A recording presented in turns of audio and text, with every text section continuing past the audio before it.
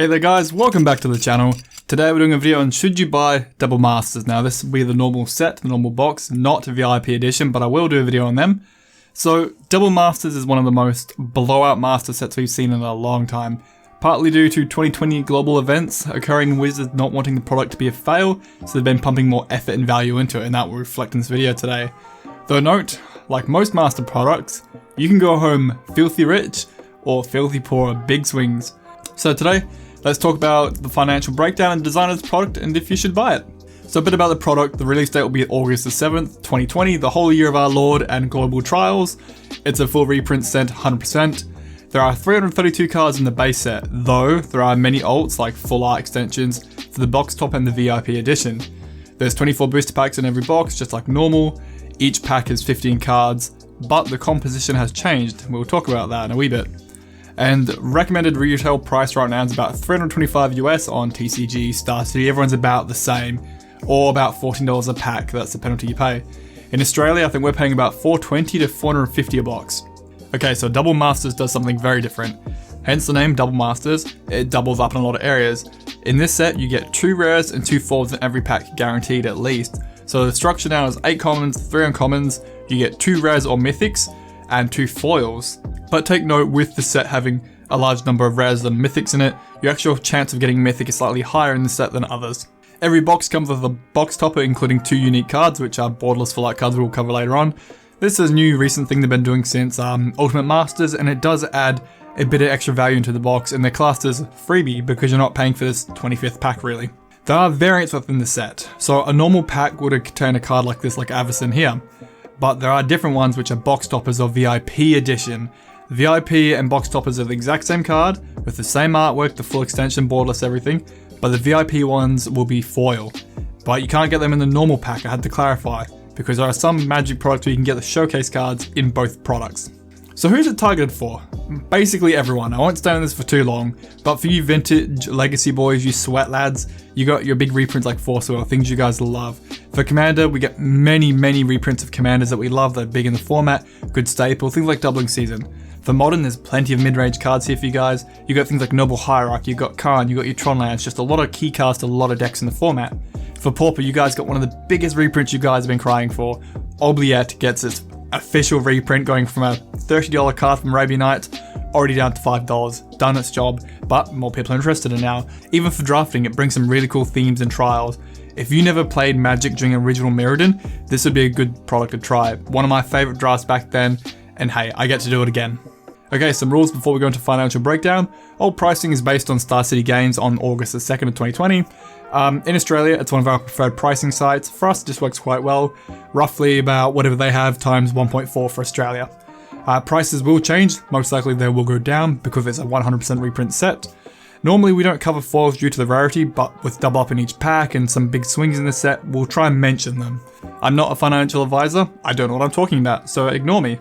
And if you see any spelling errors on the graphs or anything, it's because I gave up on my master data sheet while I was halfway through.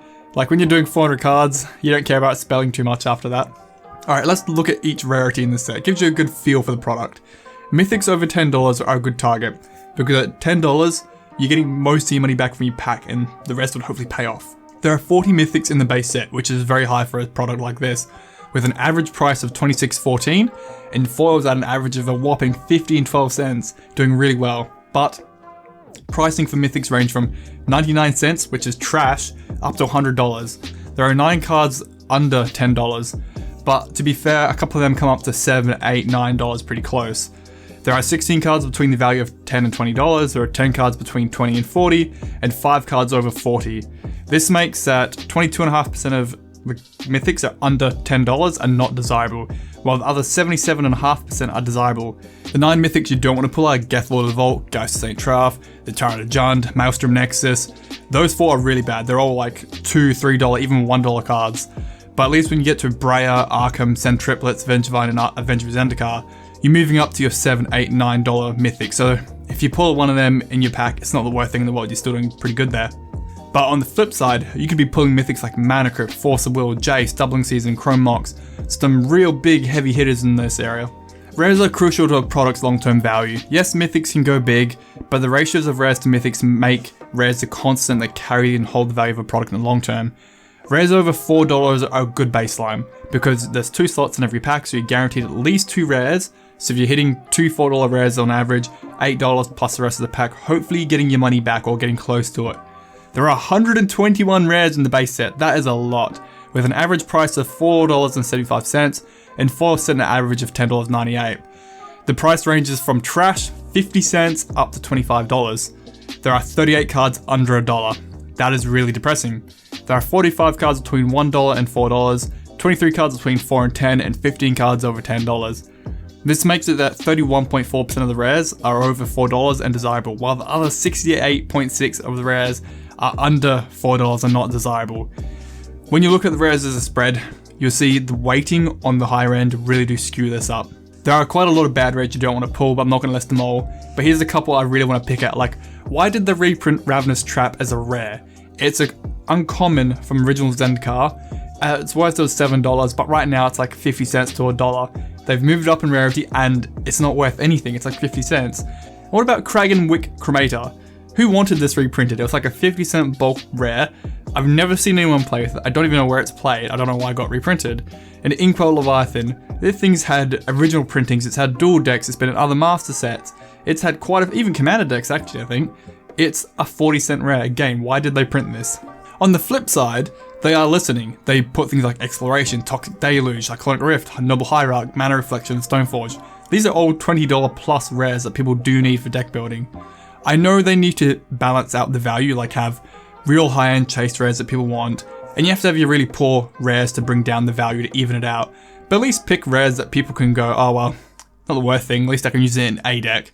I don't know who's using Inkwell Leviathan or Crag Cremator. Okay, onto uncommon and commons. These are commonly known as draft trash to a lot of players. They should not be used to calculate the value of a product except for a couple of key cards, because you have to think of it this way. You can't take the value of all these 25, 50 cent, $1 common uncommons, because in reality you can't sell them. No one's going to come to you, buy them, you can't get rid of them. They're very difficult to move. So it's a smarter idea just to ignore the value of them. But there are some worth looking out for, and we'll cover that. There are 171 common uncommons combined in the base set. The average price is 49 cents, and foils average at $1.35. But there are plenty of few you have to look out for, like Lightning Greaves, Manamorphose, Basalt, Monolith, Path to Exile, Mishra's Bauble, the brand new printed Obviate, Pongify, and Fatal Push. They're all $3 plus uncommons. People love them. Some getting up to $7, $8 there. And the only other exception would be the Tron lands. Right now they're sitting at about $1 each, but the amount of play and everyone needing 4 copies of them, they're very sought after. So yes, they're only $1, but you'll get quite a few in a box and keep them to the side. You can trade them quite easy. And while we're at it, remember that you are getting 2 foil slots in your packs each, which are most of the time going to be common uncommons. There are 16 common uncommons in foil that are worth more than $5. So definitely keep an eye out for them. Most of them will be the ones I've just mentioned, but a couple other things will be like Ash Baron's Chromatic Star and the other ones mentioned before.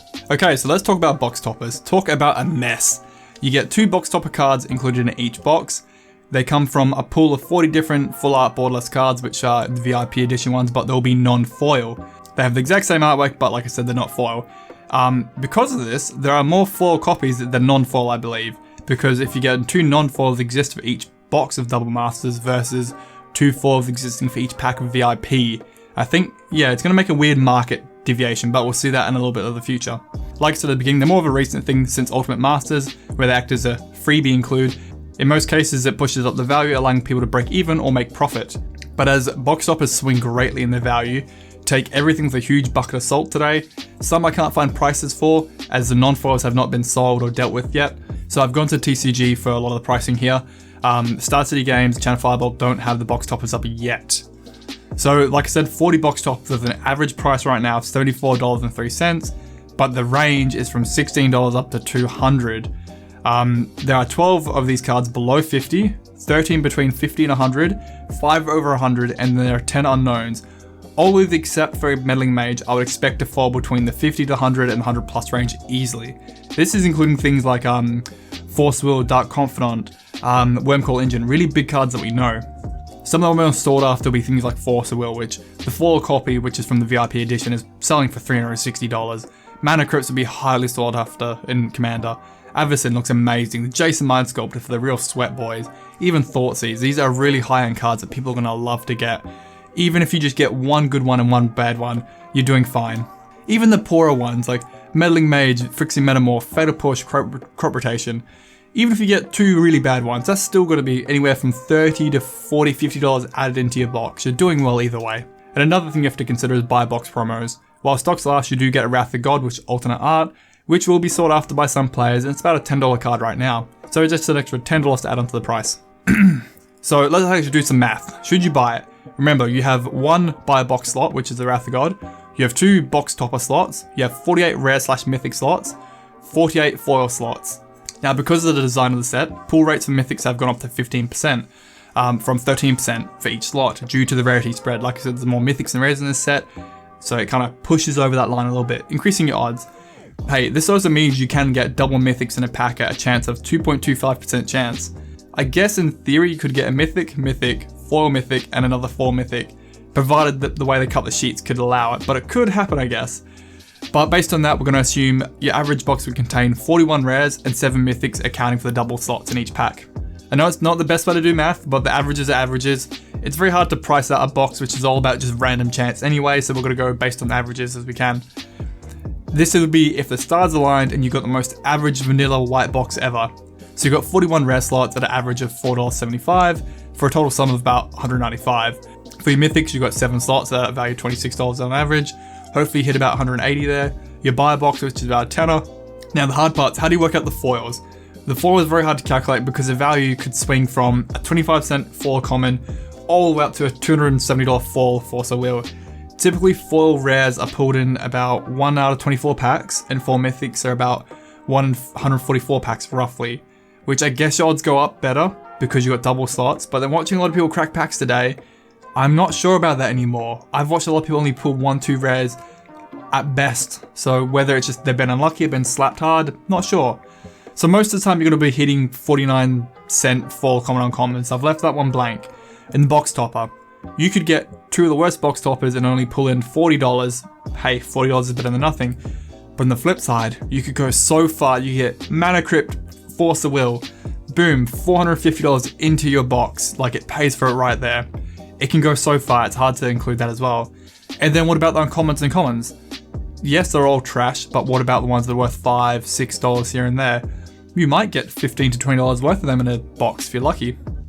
So without accounting for those 3 unknowns being the foil, the box top, and the commons and uncommons, you're still sitting about $387 as of today. This is a good product. The thing to note is with the rares, it feels like a bit of a false safety. A lot of the money is weighted in a few rares. Remember that only 31.4% of them are worth the value. So if you have a bad run with the rares, you could screw yourself pretty bad there. The mythics are actually really good.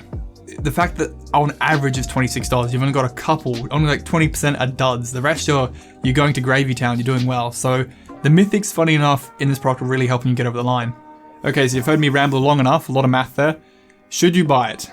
If you've got the money, and you like a little bit of gambling, because remember, there's always a chance, yes, but the odds are you'll probably do alright with it.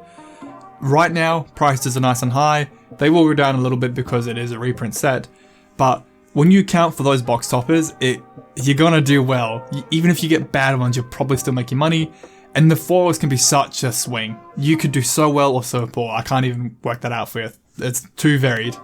It's a good product. It definitely has a good draft environment here. It's got good potential, lots of themes and combos. I'm totally going the whole OG Mirrodin theme myself. It appeals to everyone for reprints. It's got a lot of Commander stuff. Commander's getting a lot of love this year. Even for your old sweaty boys, Vintage Legacy, there's a few things in there for you. Pauper, you got one main thing. You got a couple others, but it was obvious you all wanted. And for Modern, plenty of just Modern stable for you, go nuts. So yeah, it's got good value in it. It meets a lot of the things for a lot of the groups in Magic or the formats. It's got a good structure. Definitely long-term potential. Should you buy it? Yes. But it's your money, so you decide at the end, but I'm definitely going to get some of it. And next video we'll do the VIP Masters once the pricing and the market kind of works out what I'm going to pay for the VIP editions. So stay tuned for that.